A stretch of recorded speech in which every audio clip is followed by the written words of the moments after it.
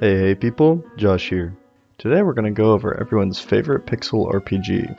It's got mercy and killing mechanics, wacky and goofy characters. That's right, we're talking about Undertale, Everhood. I love Everhood. And I mean love Everhood.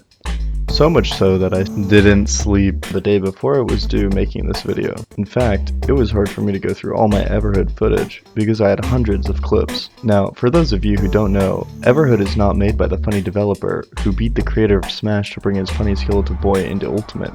Instead, Everhood was released in May 2021 and it was made by two gnomes, Jordi Rika and Chris Nordgren. They're the creators of one of the largest subtitles of any game. It's so long that if you've played this game, you probably didn't notice that I swapped around half of its words just now. However, this title is fitting because while you may have no clue what the fuck you're reading, you also have no fucking clue what you're playing. It's like they combined the total mental state of all Viz kids into a single video game. And it's goddamn beautiful. In Everhood, you play as a knockoff Geno in knockoff Undertale to knock the socks off of a knockoff because you lopped off your sawed-off arm. The culprit? Blue Thief, who works alongside Professor Orange, as well as Purple Mage, and my personal favorite. Here comes the boy, hello boy. When it comes to naming characters, forum gnomes truly are a creative bunch. But as you try to get your arm back, you get into combat with an ATM machine, and all of a sudden forum gnomes do something revolutionary in an indie Unity game. They add 3D objects. Incredible. Gameplay is rather simple. You dodge the funny lights that the breakdancing enemy is shitting at you to the beat. God forbid they ever learn how to constantly spam lines towards you though. Oh! Although the gameplay is essentially reverse Guitar Hero, the game can get quite difficult.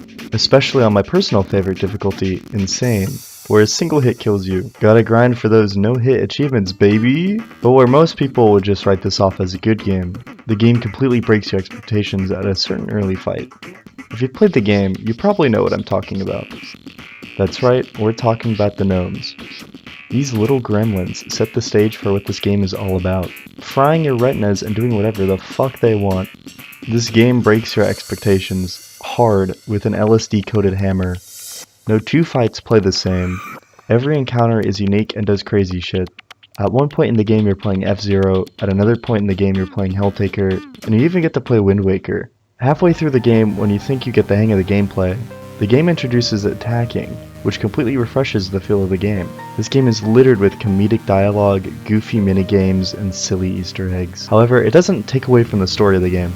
The passion is clear that forum gnomes put into their game, and it's sad that this game isn't as popular as it should be.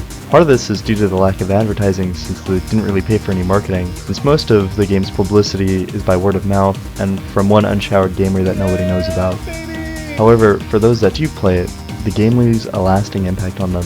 It's incredibly hard for me to hold back on talking and rambling about the story, themes, and interpretations that forum gnomes illustrated with their wonderful experience they made.